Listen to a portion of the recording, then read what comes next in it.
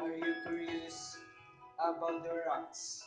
Being the way they were formed through a rock cycle. And all these rocks have different types. Sedimentary, metamorphic, and igneous rocks. Everyone else in this world should know it. Everyone else should know it. But now we're going down between one igneous rock. Weathering and erosion scattered sediments. Compacted sediments called sedimentary rocks. Heat and pressure forming metamorphic rocks. Metamorphic rocks were melted. It will turn again into a hot magma. Right now you're learning from this, but you can't believe you don't know. Oh oh, this is now the rock cycle. Oh oh, this is now the rock cycle. So let's start from igneous rocks. Intrusive and extrusive igneous rocks, or types of the sedimentary rocks. Electrical, chemical, organic, sedimentary rocks. Non-foliated, metamorphic, and foliated, metamorphic. Everyone else in this world should know it. Everyone else should know it. Ra ra ra ra ra ra cycle. Ra ra ra ra ra ra cycle.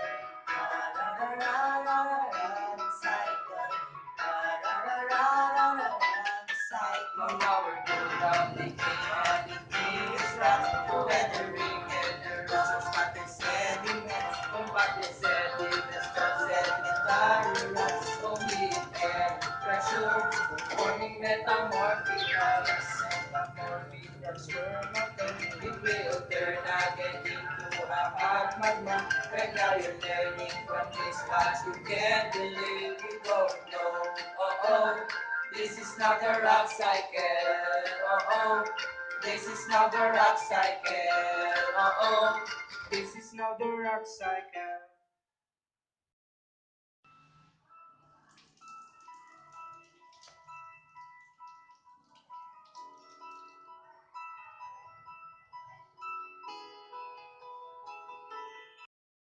Good morning, grade 11.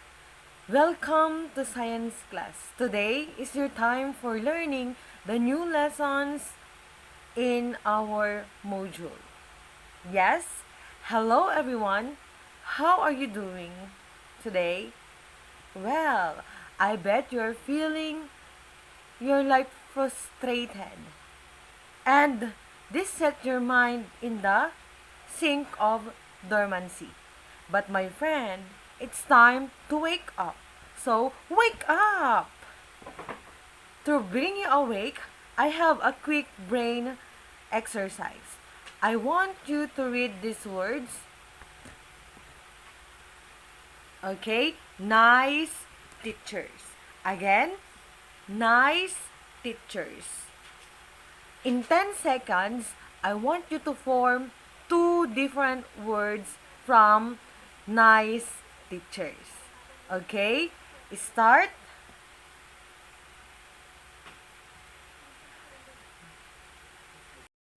Congratulations! The answer is Earth Science. Now, let us begin our discussion. Okay, so this is the title of our lesson, Earth Materials and Processes. Our learning competency or of today's discussion is to differentiate the types of rocks and their origins and explain the rock cycle. So, it's all about rocks and the rock cycle. Let us start with the rocks.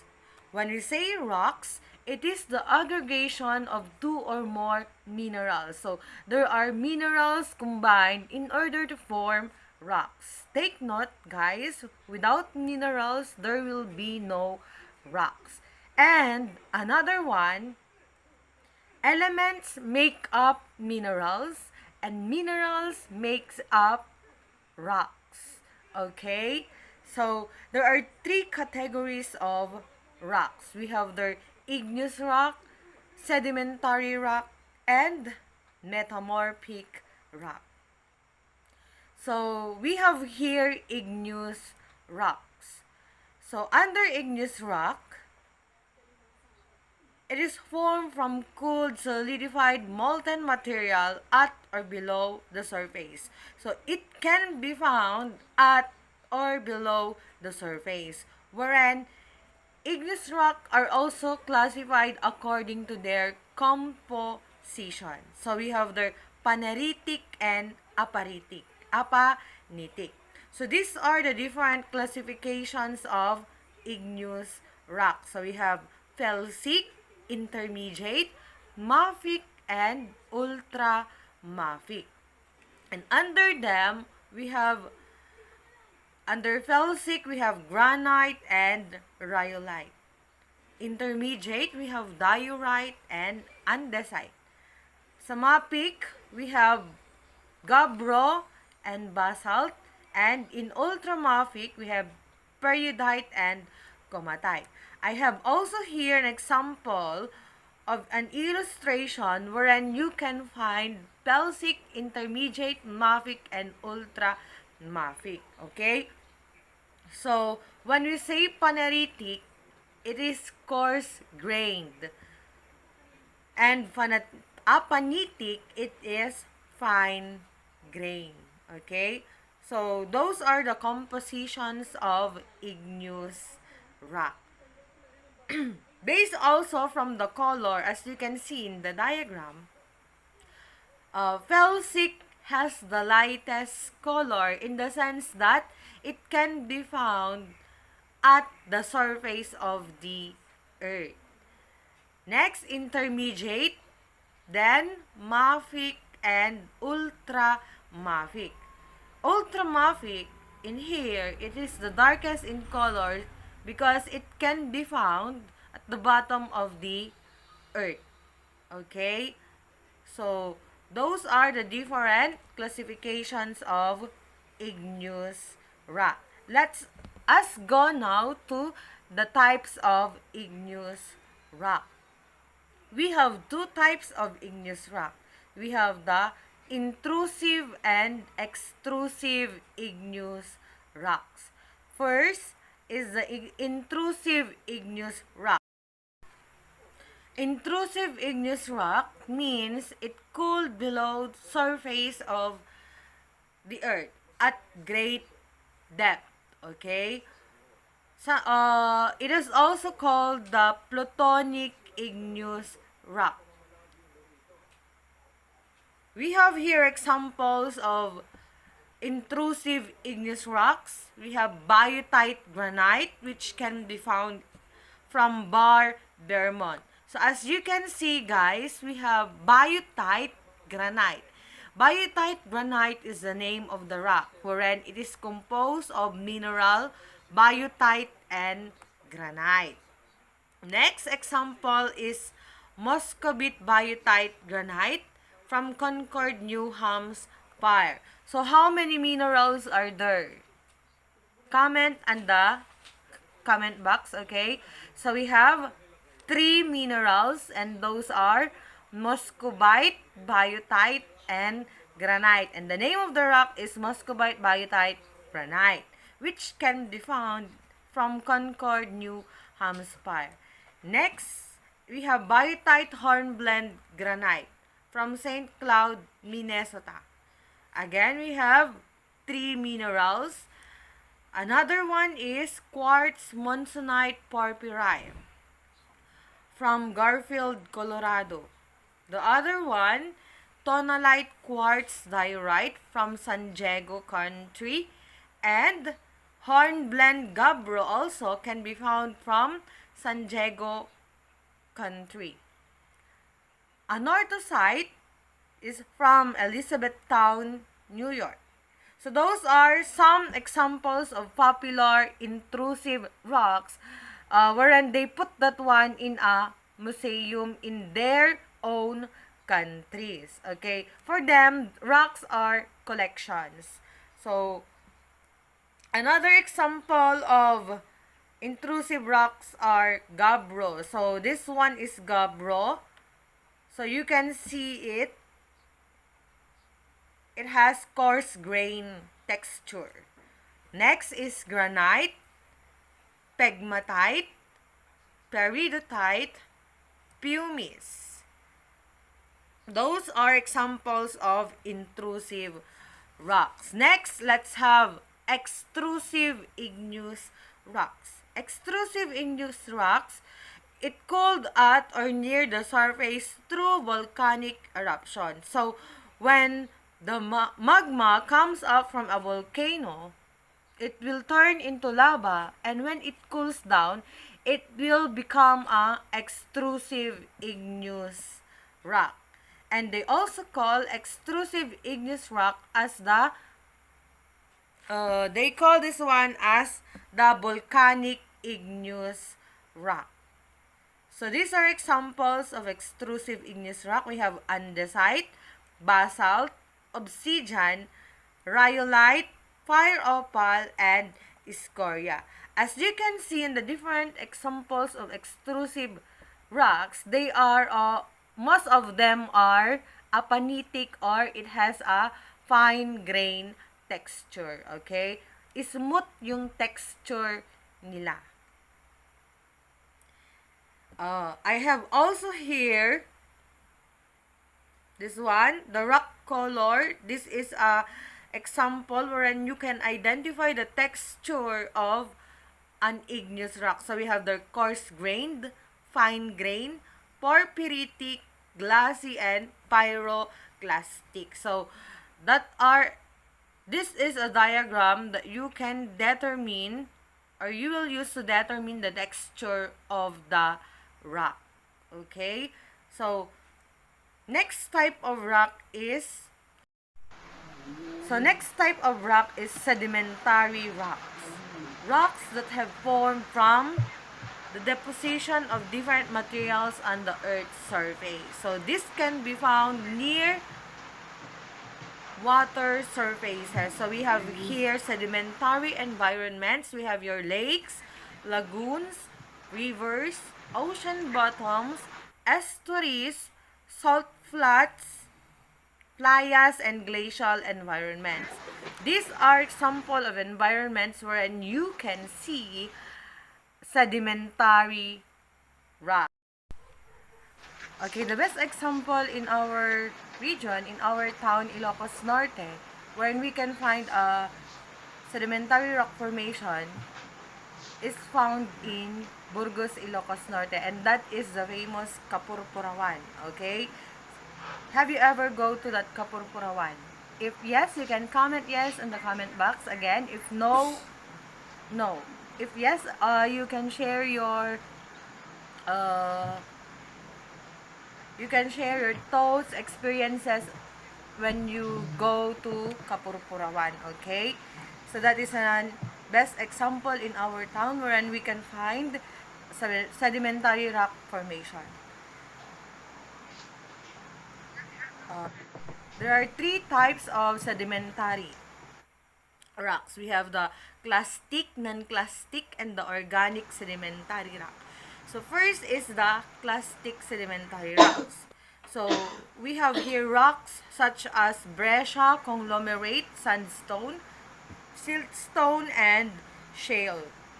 So this clastic sedimentary rock were classified into different group. We have your gravel, sand, silt, and clay. I know you are familiar with gravel, sand, silt, and clay already. So, sediment name, we have boulders, cobbles, pebbles, granules. When you say this gravel, these are small stones.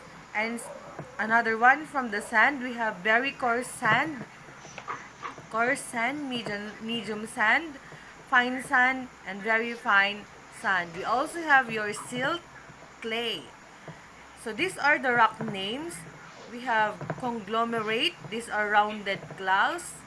Yung mga circle, bilog-bilog na maliliit na bato. Breccia, angular glass, which has angle maliliit na bato, and when they combine together, they will form a rock which uh, is under the group of rhodaceous rocks. Next, under the sand is your sandstone. If you combine sand, whether it is coarse or fine, the rock name is sandstone, which belongs to the group arenaceous rocks. Okay? Next is your silt. If silts combine, they will form siltstone. Ganon din sa clay, we have mudstone, claystone, and shale, which belongs to the argillaceous rocks. So this is an example of breccia. So breccia consists of angular forms. It belongs to the gravel sediments, and the rock name is breccia siya, and belongs to the rhodaceous group. Next is your conglomerate. As you can see, it composed of circular grains. Conglomerate, which again belongs to the rhodaceous group. Si sandstone, this one is an example of sandstone. Shale, siltstone, those are examples of clastic sedimentary rocks. Next type is the non-clastic sedimentary rock. When we say this non-clastic, there is an evaporation and precipitation from solution or lithification of organic matter. So, these are the texture, can be crystalline or bioclastic, and bioclastic. The grain size under crystalline, it is fine or coarse crystal. Under bioclastic, microscopic to very coarse crystals. So we have here the composition and the rock name. Okay, so those are the texture for non-clastic sedimentary rock. So under chemical sedimentary rock, we have rock salt, iron ore, chert, flint, some dolomites, and some limestones. So this non-clastic sedimentary rock is divided into two. We have the chemical sedimentary rock and the bioclastic or the organic sedimentary rock. Okay? So, under chemical sedimentary rock, these are examples of images of the rocks. We have chert, flint, dolomite, limestone, iron ore, and rock salt. Next is organic sedimentary rocks such as coal, some dolomites, and some limestone. The best example of this organic sedimentary rock is the bituminous coal. Aside from the different types of sedimentary rock, there is also sedimentary processes. So, first process is lithification. When we say lithification, a sediment is buried several kilometers beneath the surface, heated from below pressure from overlaying lying layers, and chemically active water converts the loose sediment into solid sedimentary rock. So the keyword here is the sediment is being buried. It is heated and pressured, then added with a active water and convert it into a sedimentary rock. After lithification, there is a compaction. The volume of this sediment is reduced by application of pressure. Kumbaga, pag pinipukpuk mo ng pinipukpuk, it will compact and become stronger. Okay? So, next is cementation. Sediment grains are bound to each other by materials originally dissolved during chemical weathering of pre-existing rocks. Typically, chemicals include silica and calcium carbonate. So take note the three processes. We have lithification, compaction, and cementation. Next type of rock is the metamorphic rock. Metamorphic rocks or metamorphism is a process by which conditions within the earth alter the mineral content and structure of any rock, igneous, sedimentary, or metamorphic without melting it. So we have two types of metamorphism. First is the contact metamorphism. In contact metamorphism, we have heat and reactive fluid as the main factor, and it creates non-foliated metamorphic rocks. Next is the regional metamorphic rock. Pressure is the main factor, and it creates foliated metamorphic rocks. So those are the two types of metamorphism. When we say foliated metamorphic rock, it has a layered or banded appearance that is produced by exposure to heat and direct pressure. These are examples. Gneiss. So as you can see, there is a white line there. Those are the banded appearance which makes it a foliated metamorphic rock. We also have peelite, slate, schist. Those are examples of foliated metamorphic rock. Next is the non-foliated metamorphic rock.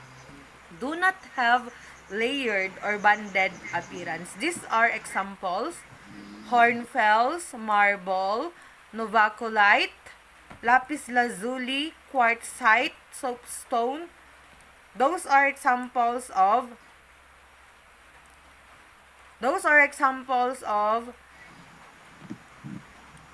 non-foliated metamorphic rock. Okay, so for your activity for today, I want you to pretend you're a certain rock. Where do you go from here? What does your future look like? Take a minute and plan out your story, and I want you to comment your answer in the comment box so that I can monitor it later. Okay? Next lesson is the rock cycle. Thinking about the relationship among the major rock groups. Igneous, formed from a molten rock. It can be plutonic or intrusive rock, and volcanic or extrusive rock. Sedimentary, formed at the Earth's surface. Clastic, non-clastic, and bioclastic sedimentary rock. Next is metamorphic, changed by pressure, temperature, and fluids. This is foliated and non-foliated metamorphic rocks. In the rock cycle, it is all started from the magma.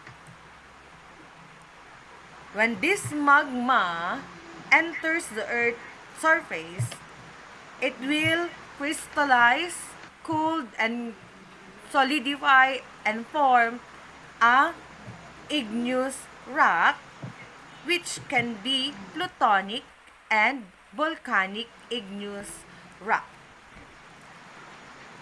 This igneous rock will undergo weathering processes, wherein it forms sediments, and these sediments will undergo erosion, transport, and deposition, wherein the sediments combine together to form sedimentary rock. And take note, these sediments undergo the three processes: lithification, compaction, and cementation, that form it as a sedimentary rock.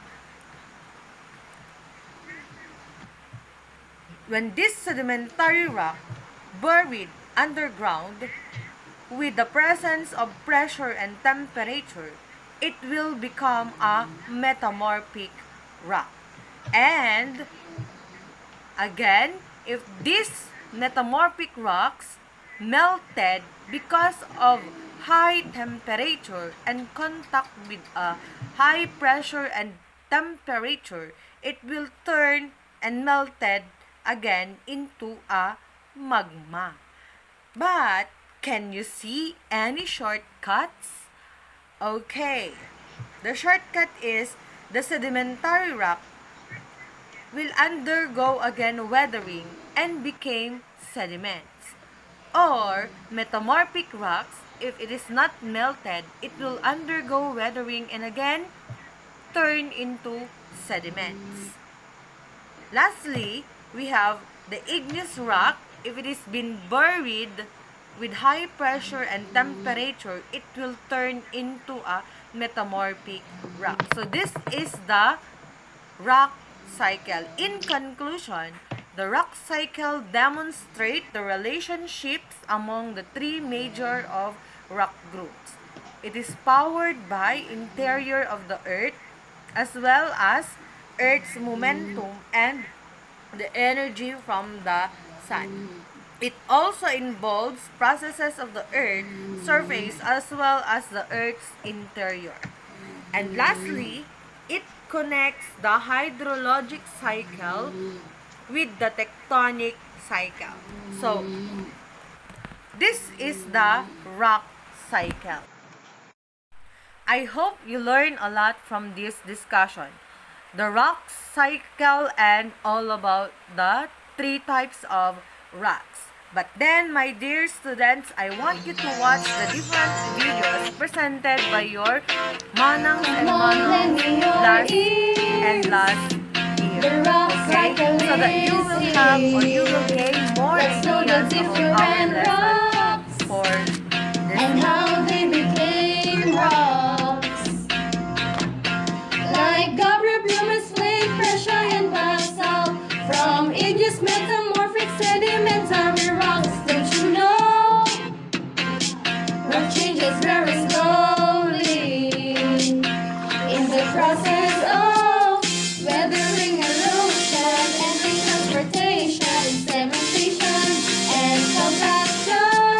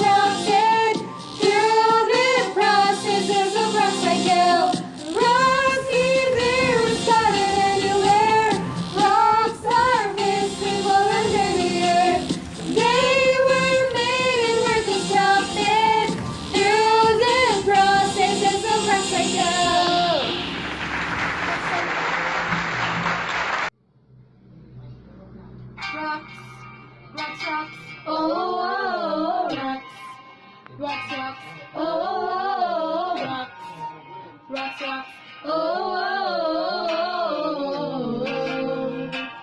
We are here to show it that about our cycle and how we change. So just now and listen now, and we will do our best to explain it all to you.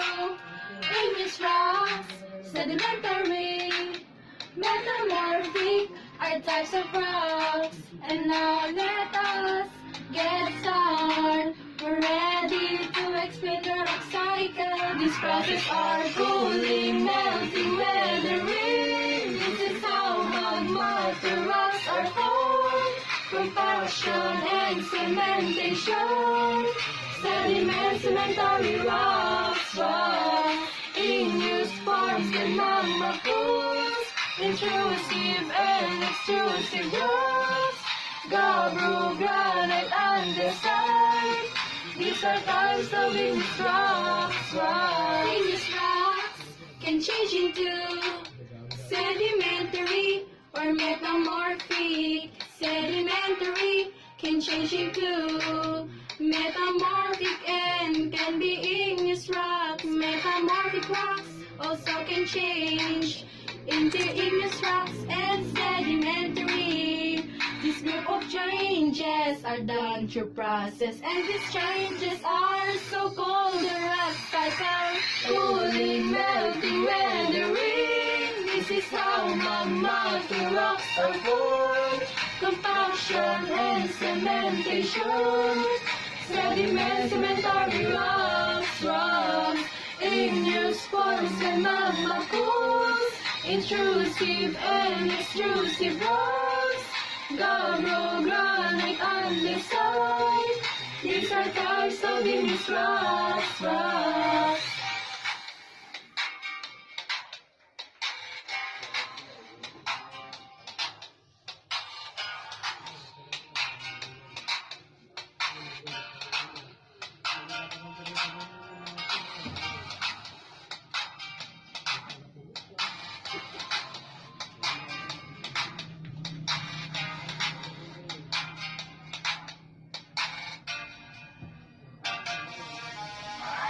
Cooling, melting, weathering. This is how magma to rocks are formed. Compaction and cementation. Sedimentary rocks. Igneous forms and magma pools. Intrusive and extrusive rocks.